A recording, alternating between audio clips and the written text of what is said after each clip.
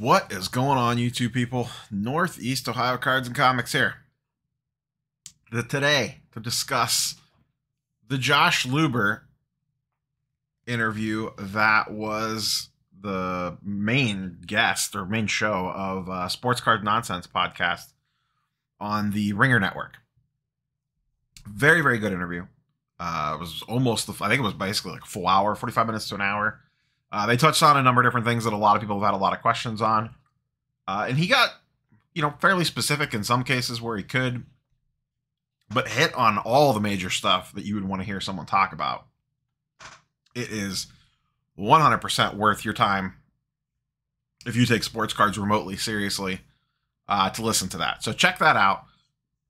A few things I wanted to touch on / talk about from that. Whether you've seen it yet or not, feel free to comment down below with your thoughts on it as well. And like I said, I'm going to pull out some of the key things that I thought he discussed. So, like, comment, subscribe, all that jazz. Let's go ahead and dive in here. So, for those that are unaware, which I just assume everyone is at this point, Josh Luber is the Chief Vision Officer / CEO / Kingmaker in the sports card world when it comes to Fanatics stuff. He is going to lead this charge into the next era. And a lot of people have been freaking out, good, bad, or indifferent. This is the best thing. This is the worst thing. This is the next, he's going to lead us into the next, generation of sports cards. He's going to ruin it and everything in between. Like, it's all over the place. So he came out, he hit on a lot of things. Like I said, there's a few things specifically I want to talk about. One, he kind of laid out his vision for product vaguely. He did not get into specifics, but he specifically called out Target.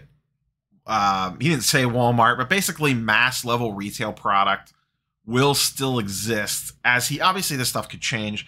And obviously some people are going to say you can't take his word for it. He's just a lying CEO. He's going to say whatever. And some people are going to say, I trust everything that he says. This is the greatest thing ever. Whatever. So he talks about wanting retail SKUs, essentially, still in Walmart, still in Target, gas station, whatever.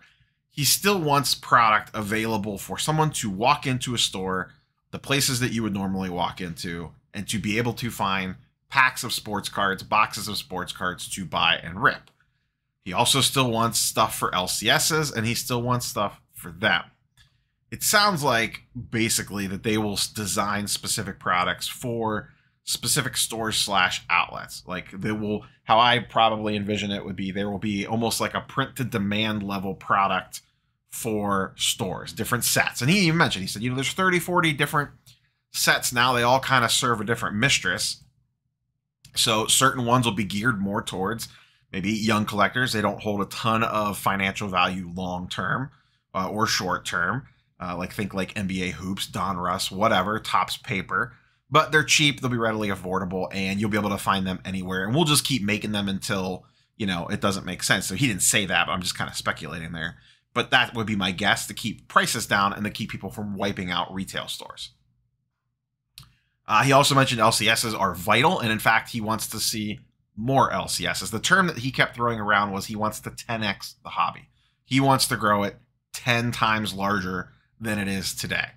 Which is part of the reason that I felt a little more on the optimistic side with this, because of the marketing, the push that Fanatics is going to put behind all this, whether it be advertising, whatever. You're going to see cards in team shops. You're going to see athletes doing cards. There's going to be commercials on Christmas Day NBA games.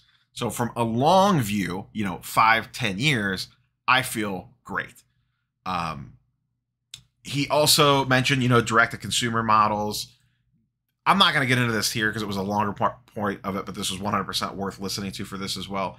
He talked about different versions of Dutch auctions and how he literally hates the versions that Panini does now, and talked about a true Dutch auction and how he likes that on this more high demand product that the market sets the price, not them. So essentially the gist is I don't even want to try to explain it. Just listen to the interview. But essentially that the market would set the price for this high demand product. So think like, National Treasures boxes, Prism Hobby boxes, maybe a Prism Mega box. Who knows what the way things are right now. But the secondary market would essentially set the price for this stuff, and then it would just kind of run from there. A very interesting statement that he made, and this was towards the very end. They specifically said, like, are you guys looking to get into grading? And he said, like, he wouldn't rule anything out, but if they got into grading, it would be the absolute last thing that they do. He commented that it's a very competitive space with extremely established companies like PSA, and he said that he would not want to go against PSA in that space, at least initially. It just didn't make sense to try to crack into that market with a brand new company. So that leads me to believe that, which we kind of already thought this, that they will not create their own grading company, which I think is smart. But he did say that they would like to look to expand upon offerings, essentially, or essentially work with a grading company or grading companies. He heavily alluded at that. So, we'll see. There's been rumors of the Fanatics partnership because of the Blackstone stuff, but he did specifically call out PSA as being the market leader in that space. So I don't know if him and Nat Turner are close or what that relationship there is, but if they would partner with PSA, one, the tinfoil hat internet would lose its mind. Two, it would, who knows what it would do to already inflated PSA values on slabs.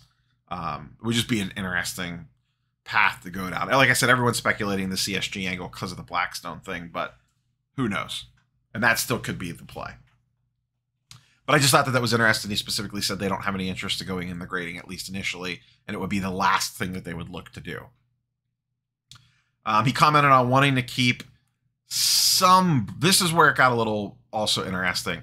The topic of, like, breakers came up. And, like... I don't want to... They didn't say kitchen table breakers, but that's kind of how I was taking it. More small-time breakers. And they basically said, like, if you have a breaking platform and you're not building it out into an actual content platform, you're probably doing it wrong. And that they would still want to work with breakers, but I got the vibe that they're going to pick their partners in regards to who gets the product allocated. It's not going to be, just because you've had a long-standing relationships with Topps for the last 20 years, you get your 6 boxes of Prism on allocation. Because you're buddy with the Topps guy. They didn't say this. I'm more speculating here. But they definitely said that they would want to work with key partners. I forget exactly how he worded it, but it basically made it sound like if you're a kitchen table breaker, or you're a medium-sized breaker, you should be going beyond breaking. And if you're kind of like already beyond breaking and you're doing it as an entertainment platform / content creation platform, you'll probably be in pretty good shape. So I'm guessing, like someone like Ryan at Card Collector 2, I'm imagining is someone that they're going to want to partner with because he already has an established platform. It would be good for both parties to be intricately involved with each other. Once again, he didn't call anyone out specifically, but that's kind of how I view it. If you're Joe Schmo ripping your retail wax on IG, that might be a little bit more difficult because I think the stuff that's going to be in retail is going to be the stuff that people will be able to readily find and might not necessarily need a breaker to rip that product. And the stuff that's more expensive, people will have an opportunity to buy it direct from Fanatics. They talked about direct selling, that would definitely be part of it, but not entirely. And once again, they emphasize that he wants LCSs and that's a very important part of the future and growing the hobby. So...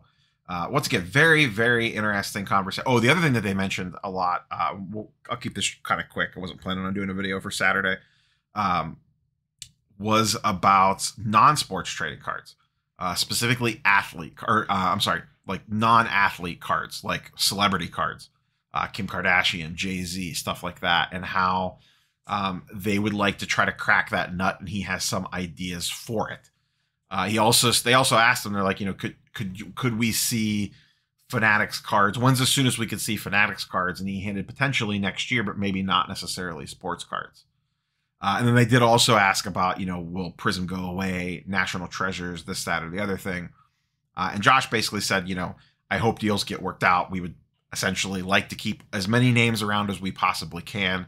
and also said that he does not see a Fanatics branded set. So you won't see like Fanatics Chrome Basketball 2020 or something like that. It would be under a different subtitle beyond that. Whatever that is I don't think we know yet. But he did make it sound like they are actively working towards trying to acquire some of, if not most of those companies. So like I said, highly encourage you go check it out for yourself. Always go to the source, listen to that. Curious for your opinions down below if you've already listened to it. But yeah, that's all I got for you guys and girls today. Like, comment, sub, all that YouTube stuff down below, and we will catch you tomorrow for the week in review. Peace.